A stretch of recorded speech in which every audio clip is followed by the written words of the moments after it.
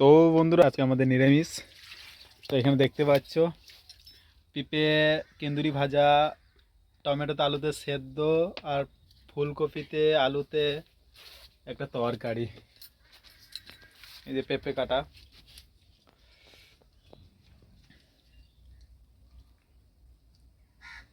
আর কিছু করবে মা? হয়ে গেল কমপ্লিট। রাতে রুটি হবে নাকি?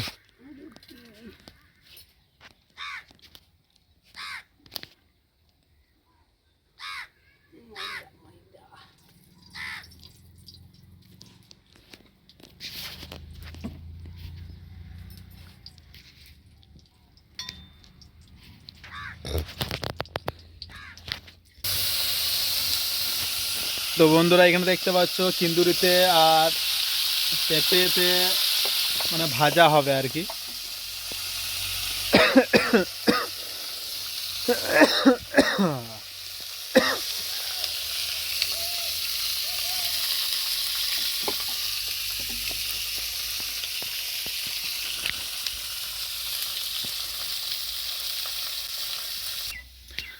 তো ঘরের অবস্থা কেমন হয়ে গিয়েছে, কেননা এই যে ধান নিয়ে এসেছি, তো ধানের অবস্থা খুব খারাপ হয়ে গিয়েছে, মানে জলে ভিজে। তো খুবই খারাপ অবস্থা, মানে না যখন বৃষ্টিটা হয়েছিল তখন পুরো ধান ভিজে গেছিলো। তো ধানের রঙগুলো নষ্ট হয়ে গিয়েছে, কালো কালো ভাব হয়ে গিয়েছে দেখতে পাচ্ছ।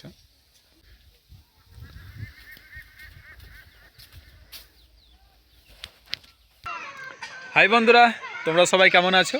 তো আশা করি ভালোই আছো। আর বড়োদেরকে প্রণাম জানাই, আর ছোটোদেরকে বুক ভরা ভালোবাসা জানাই। তো বড়দের আশীর্বাদে আমরা খুব খুব ভালো আছি।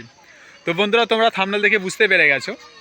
তো বন্ধুরা তোমরা অনেক অনেক কমেন্ট করেছো, বড়োরাও অনেক অনেক কমেন্ট করেছে যে এখন মামনকে দেখতে পাচ্ছি না ভিডিওতে, মামন ভিডিওতে কেন আসতে পারছে না, মামন কোথায় আছে। তো এই কমেন্টগুলোই বেশি আসছে।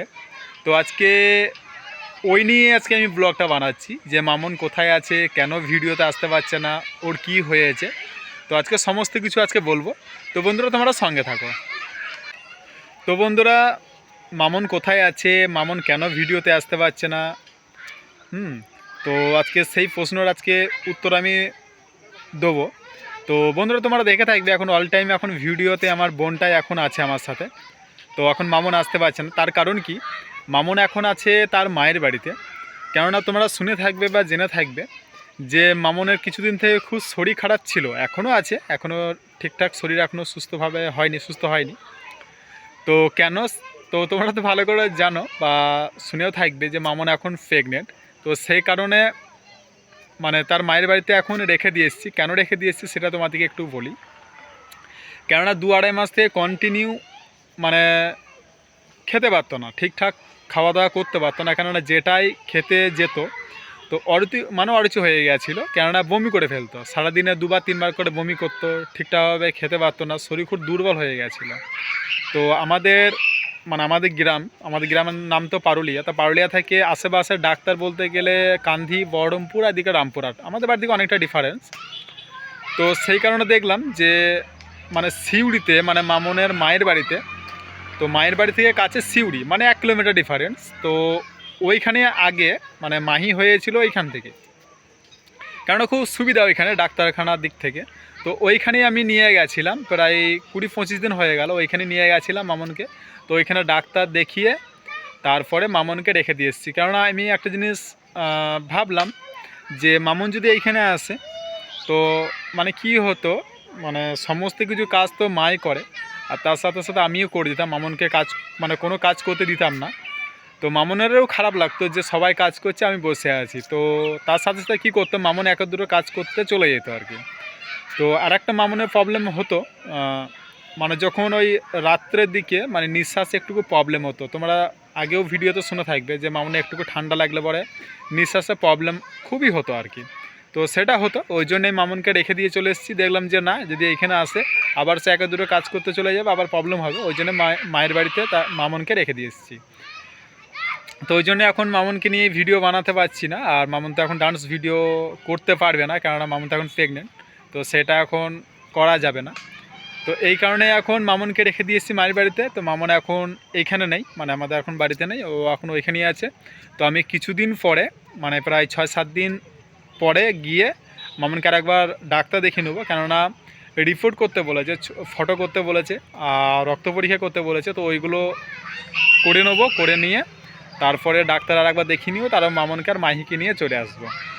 তো এখন তো ধান ঝরানোর কাজ চলছে আমাদের, প্রায় 6-7 দিন এখনও লাগবে, কেননা পা মেশিনে এখনও ঝরাচ্ছি। তো ওই জন্য 6-7 দিন লাগবে, তারপরে মামুনকে ডাক্তার দেখিয়ে তারপর নিয়ে চলে আসবো আমাদের বাড়িতে। তো বন্ধুরা, সত্যি কথা বলতে কি, মানে মামুন আর মাহি তো এখন ওইখানেই আছে।